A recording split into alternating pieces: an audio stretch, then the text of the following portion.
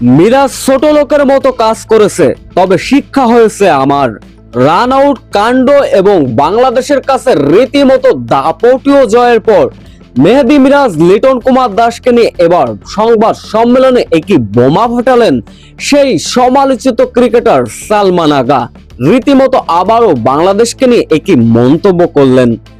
প্রথম ওয়ানডেতে পাকিস্তানের বিপক্ষে বাংলাদেশের দাপটীয় জয়, এই ম্যাচ জিতলেই সিরিজ নিশ্চিত হয়ে যাবে টাইগারদের।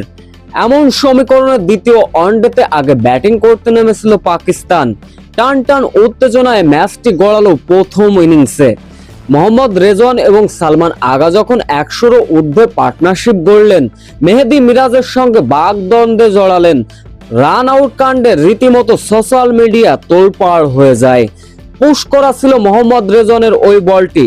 সালমান আগা বল করিয়ে মেহেদী হাসান মিরাজের কাছে দেবার প্রচেষ্টা, ব্যাস রান আউট শিকার হলেন। রান আউটটা কোনোভাবেই মেনে নিতে পারলেন না সালমান আগা, জানিয়ে রীতিমতো সরগরম ক্রিকেট দুনিয়া।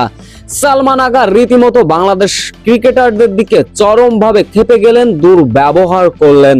শেষ পর্যন্ত সালমান আগার 60+ ইনিংসে ভর করে বাংলাদেশকে 275 রানের লক্ষ্যমাত্রা ছুঁয়ে দিয়েছিল পাকিস্তান। এই লক্ষ্য তাড়া করতে নেমে শুরুতে অবশ্য সাইফ হাসান, তামিম, নাজমুল হোসেন শান্তরা দ্রুত সাজ গড়ে ফিরলেন। অর্থাৎ 15 রানে 3 উইকেট হারিয়েছিল বাংলাদেশ।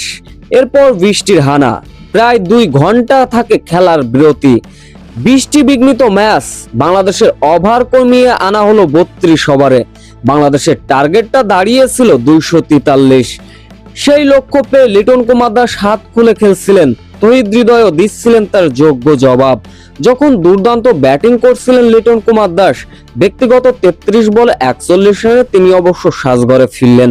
ব্যাস, লিটন কুমার দাসের বিদায়ের পরে ফিরে গেলেন তহিদ হৃদয়। এরপর একে একে ফিরে গেলেন বাংলাদেশের আরো কয় ব্যাটার। 19.4 বলে 103 রানে বাংলাদেশ 8 উইকেট হারিয়েছিলেন। এরপর পাকিস্তানের নিয়ন্ত্রিত বোলিং এর কাছে দ্রুত অল আউট হয়ে লজ্জায় ডুবে হারে বাংলাদেশ। এদিন অবশ্য ম্যাচ জয়ের পরে সংবাদ সম্মেলনে কথা বলেছেন পাকিস্তানের সেই সমালোচিত ক্রিকেটার সালমান আগা। তিনি হাত জোড় করে বাংলাদেশের কাছে ক্ষমা চেয়েছেন তার এমন দুর্ব্যবহারে। তিনি বলেন, আমি সরল সোজাভাবেই মেহেদীকে বলটা দিয়ে দিয়েছিলাম, কিন্তু সে যে এমন ভাবে আমাকে আউট করবে আমি কখনোই ভাবতে পারিনি। ব্যাস, ওতে করে আমার মেজাজ খারাপ হয়ে যায়।